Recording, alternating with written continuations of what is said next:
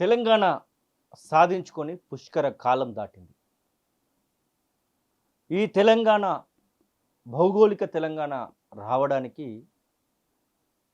4 కోట్ల మంది సబ్బండ వర్గాలు కూడా పాల్గొన్నటువంటి విషయం అందరికీ తెలిసిందే. ఒకసారి గతంలోకి వెళ్దాం. తెలంగాణ ఉద్యమంలో ఏం జరిగింది? తెలంగాణ ఉద్యమంలో పాల్గొన్నటువంటి సందర్భంలో ఎలాంటి అవమానాలు, ఎలాంటి చిత్కారాలు, తెలంగాణ ఉద్యమంలో పాల్గొంటున్నటువంటి సందర్భంలో ఎలాంటి పరిస్థితులను ఎదుర్కోవాల్సి వచ్చింది? తెలంగాణ రావడంలో కీలక పాత్ర వహించింది పాట.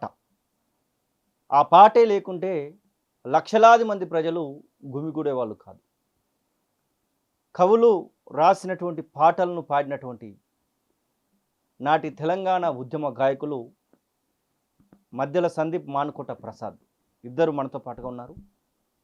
నాటి ఉద్యమం రోజుల్లోకి ఒకసారి తీసుకెళ్లేటువంటి ప్రయత్నం చేస్తాను. అన్న నమస్తే. ప్రసాద్ అన్న అండ్ సందీప్ అన్న.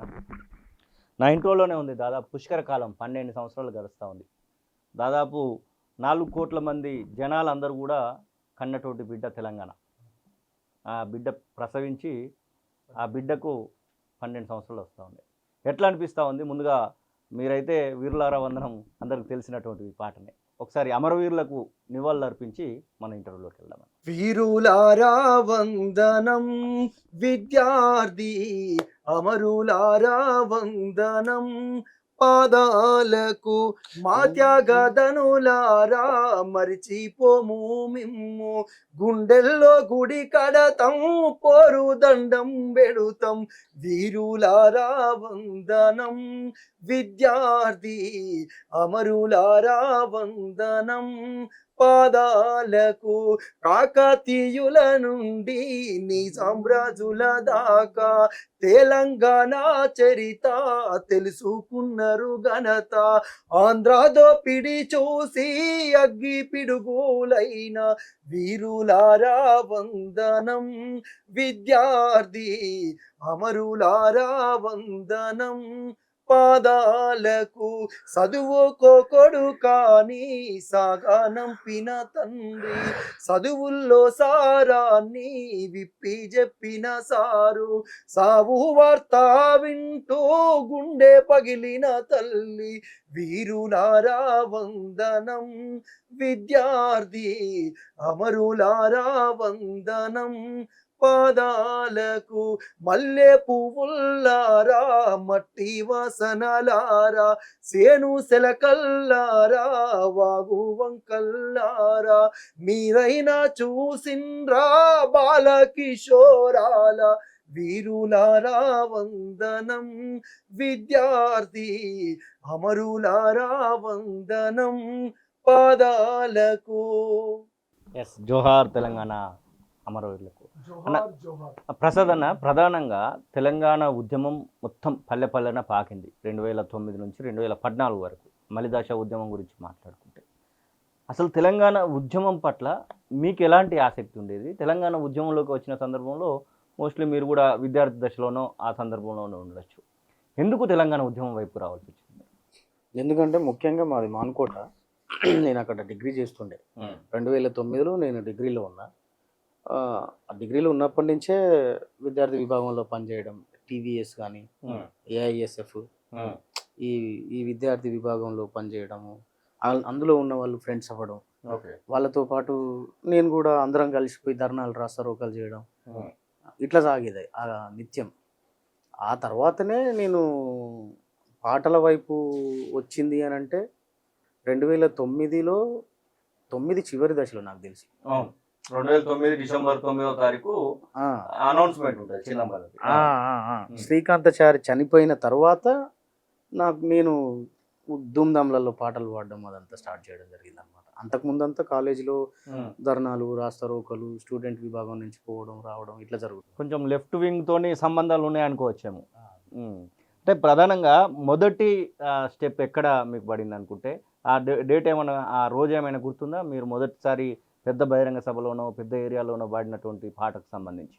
అది మహబూబాబాద్ గాంధీ పార్క్లో తెలంగాణ జేఏసీ డోలి సత్యనారాయణ సార్ ఆధ్వర్యంలో జరిగింది.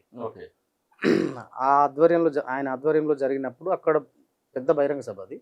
ఆ సభలో సాయి చందన్న కూడా వచ్చి అంటే యాక్చువల్గా ఆ సభలో రాతి బొమ్మల్లో కొలువైన శివుడు పాట నేను పాడాలి ఆ వేదిక మీద. సాయి చందన్న అప్పటికే ఖమ్మమో సంథింగ్ ఎక్కడికో పోయి ఈడికి వచ్చిండు అనమాట. ఇక్కడికి వచ్చి నేను అంతకుముందు జై జై బోలో పాట సంథింగ్ ఏదో పాడినా, ఆగదు ఆగదు ఆగదు అనే పాట పాడినా. ఆ తర్వాత రాతి బొమ్మల్లో పాడమని నా ఫ్రెండ్ నవీన్ యాదవ్ అని ఉంటాడు, వాడేమో టీవీఎస్ లో పనిచేసేవాడు అప్పుడు, నేనేమో ఏఐఎస్ఎఫ్ లో ఉండేది. వాడు నువ్వు పాడరా ఈ పాట రాతి బొమ్మల్లో అన్నప్పుడు సాయి చందన్ అనౌన్స్ చేసిళ్ళు. అదే టైంలో ఆయన పాడాడు. మీరు పాడదాం అనుకున్నది ఆయన పాడు. మీరు మొదటిసారి తెలంగాణ ఉద్యమం కోసం పాడినటువంటి పాట మీకు నుంచి ఇప్పుడు. ఆగదు ఆగదు ఆగదు ఈ తెలంగాణ పోరాగదు, ఆగదు ఆగదు ఆగదు ఈ తెలంగాణ పోరాగదు, దోపిడి దొంగల అంతం వరకు ఈ తెలంగాణ పోరాగదు, ఆగదు ఆగదు ఆగదు ఈ తెలంగాణ పోరాగదు, చీమల దండులు కదిలినాయి అరే పాముల పుట్టలు దడిసినాయి. ఇట్లా ఉండేది. ప్రధానంగా ప్రసాద్ అన్న మీ దగ్గరికి సందీప్ అన్నతో మాట్లాడిన తర్వాత వస్తాను. మీరు ఎక్కడి నుంచి వెళ్ళి మొదలు పెట్టారు ఉద్యమ ప్రస్థానం? ఆ సమయంలో 2009 నుంచి 14 సమయంలో మొత్తం ఉద్యమం వైపే ఉన్నారా, లేకపోతే మీ పనులను చూసుకుంటూ ఉద్యమం వైపు కొంత సమయం కేటాయించడం అట్లా జరిగింది? మొత్తం ఉద్యమం వైపే ఉన్నా, మళ్ళీ ఎక్కడ పార్ట్ టైం అనేది లేదు. తెలంగాణ మూవ్మెంట్ మొత్తం ఫుల్ టైమ్ గానే తెలంగాణ మూవ్మెంట్లోనే ఉన్నాం. ఎందుకంటే అప్పుడే మేము ఆల్మోస్ట్లీ ఇంటర్మీడియట్ 2007-8 నుంచి ఎక్కువ 7-8 నుంచి నేను యాక్టివ్గా ఉన్నా తెలంగాణ మూవ్మెంట్ లో.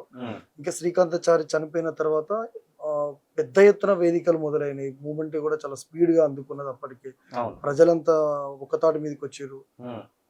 శ్రీకాంతాచారి మరణం కంటే ముందు ఒక రకంగా ఉన్నది. శ్రీకాంతాచారి చనిపోయిన తర్వాత అప్పుడు ఉద్యోగస్తులు కావచ్చు, విద్యార్థులు కావచ్చు, మహిళలు కావచ్చు, కుల సంఘాలు కావచ్చు, ప్రజా సంఘాలు, ఇట్లా అన్ని వర్గాల ప్రజలు ఏకతాటి మీదకి వచ్చారు.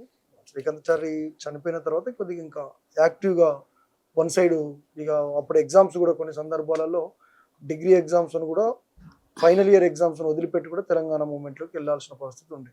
ఎందుకంటే ఖచ్చితంగా అక్కడ పాట అవసరము, అక్కడ వేలాది మంది ప్రజలు ఉన్న సందర్భంలో అవసరం అనుకున్నప్పుడు ఎగ్జామ్స్ పక్కన పెట్టి కూడా పోయిన సందర్భాలు ఉన్నాయి.